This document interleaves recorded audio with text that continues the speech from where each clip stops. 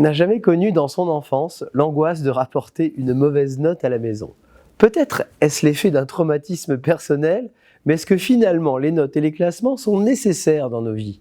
Fort de ce questionnement, je me suis naturellement demandé pourquoi nous faisons des classements chez Kantar, moi qui suis régulièrement amené à les commenter.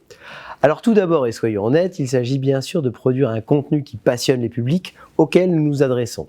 Car les classements passionnent, suscitent de l'intérêt et font parler. On a envie de savoir qui est le plus fort, qui a le pouvoir, qui domine.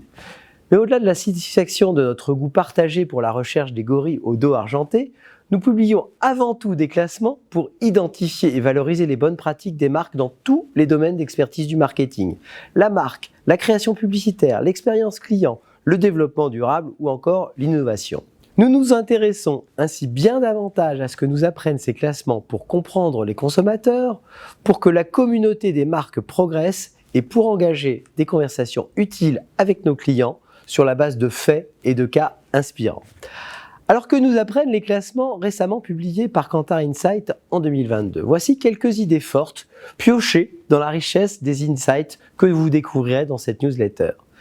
L'édition 2022 du Kantar Brandsy Top 100 nous montre que les marques qui s'appuient d'abord sur une différenciation forte et qui s'attachent ensuite à bâtir une connexion rapide entre cette différenciation et le sens qu'elle revêt pour les consommateurs ont une progression de valeur bien plus forte que les autres. Les Creative Effectiveness Awards 2022 nous révèlent que les campagnes performantes déclinent de manière cohérente la différenciation de la marque à travers le monde.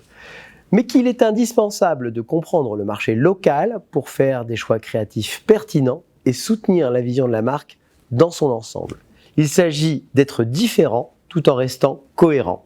Le podium de la relation client 2022 nous apprend que parmi les 3 piliers de la relation client, l'exécution, le lien, l'émotion, c'est le pilier émotion qui renforce le plus la différenciation.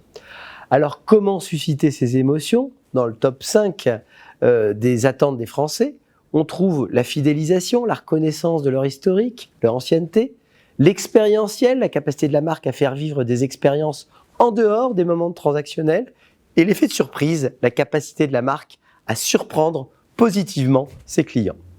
Alors nous espérons également vous surprendre et vous faire vivre une expérience différente au travers de la lecture de cette newsletter consacrée au partage des principaux enseignements de nos classements 2022. Nous souhaitons avant tout qu'elle vous inspire pour la construction, voire la finalisation de vos plans marketing 2023. Alors, bon visionnage!